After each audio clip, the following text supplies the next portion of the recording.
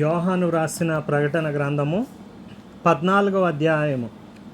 మరియు నేను చూడగా, ఇదిగో, ఆ గొర్రెపిల్ల సియోను పర్వతం మీద నిలువబడి ఉండెను. ఆయన నామమును ఆయన తండ్రి నామమును నొసళ్ళయందు లిఖింపబడి ఉన్న 144,000 మంది ఆయనతో కూడా ఉండిరి. మరియు విస్తారమైన జలముల ధ్వనితోనూ గొప్ప ఉరుము ధ్వనితోనూ సమానమైన ఒక శబ్దము పరలోకములో నుండి రాగా వింటిని.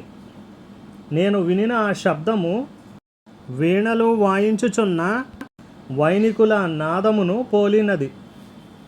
వారు సింహాసనము ఎదుటను ఆ 4 జీవుల ఎదుటను పెద్దల ఎదుటను ఒక క్రొత్త కీర్తన పాడుచున్నారు.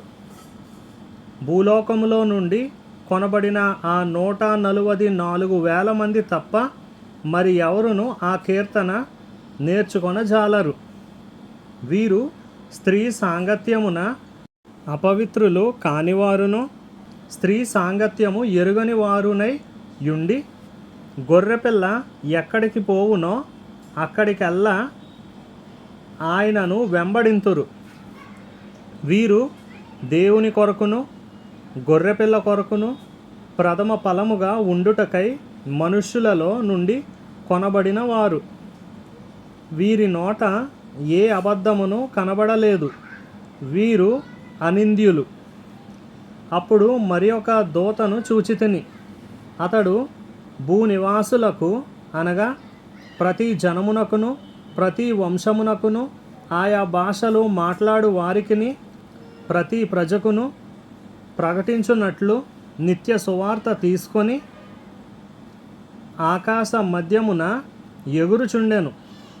అతడు, మీరు దేవునికి భయపడి ఆయనను మహిమపరచుడి. ఆయన తీర్పు తీర్చు గడియ వచ్చెను గనుక ఆకాశమును భూమిని సముద్రమును జలధారలను కలుగజేసిన వానికే నమస్కారము చేయుడి అని గొప్ప స్వరముతో చెప్పాను. వేరొక దూత అనగా 2వ దూత అతని వెంబడి వచ్చి మహోద్రేకముతో కూడిన తన వ్యభిచార మద్యమును సమస్త జనములకు త్రాగించిన ఈ మహా బబులోను కూలిపోయెను అని చెప్పాను. మరియు వేరొక దూత అనగా 3వ దూత వీరి వెంబడి వచ్చి గొప్ప స్వరముతో ఎలాగు చెప్పాను, ఆ క్రూర మృగమునకు గాని దాని ప్రతిమకు గాని ఎవడైనను నమస్కారము చేసి తన నొసటి అందేమి చేతి మీదనేమి ఆ ముద్ర వేయించుకొనిన ఎడల ఏమియు కలపబడకుండా దేవుని ఉగ్రత పాత్రలో పోయబడిన దేవుని కోపమును మద్యమును వాడు త్రాగును. పరిశుద్ధ దూతల ఎదుటను గొర్రెపిల్ల ఎదుటను అగ్ని గంధకముల చేత వాడు బాధింపబడును. వారి బాధ సంబంధమైన పొగ యుగ యుగములు లేచును. ఆ క్రూర మృగమునకు గాని దాని ప్రతిమకు గాని నమస్కారము చేయువారును దాని పేరు గల ముద్ర ఎవడైనను వేయించుకొనిన ఎడల వాడును రాత్రింబగళ్ళు నెమ్మది లేని వారే యుందురు. దేవుని ఆజ్ఞలను యేసును గూర్చిన విశ్వాసమును గైకొనుచున్న పరిశుద్ధుల ఓర్పు ఇందులో కనబడును. అంతటా ఇప్పటి నుండి ప్రభువునందు మృతులు ధన్యులని వ్రాయుమని పరలోకము నుండి ఒక స్వరము చెప్పగా వింటిని. నిజమే, వారు తమ ప్రయాసములు మాని విశ్రాంతి పొందుదురు. వారి క్రియలు వారి వెంట పోవునని ఆత్మ చెప్పుచున్నాడు. మరియు నేను చూడగా, ఇదిగో, తెల్లని మేఘము కనపడెను. మనుష్య కుమారుని పోలిన ఒకడు ఆ మేఘం మీద ఆసీనుడై ఉండెను. ఆయన శిరస్సు మీద సువర్ణ కిరీటమును చేతిలో వాడిగల కొడవలియు ఉండెను.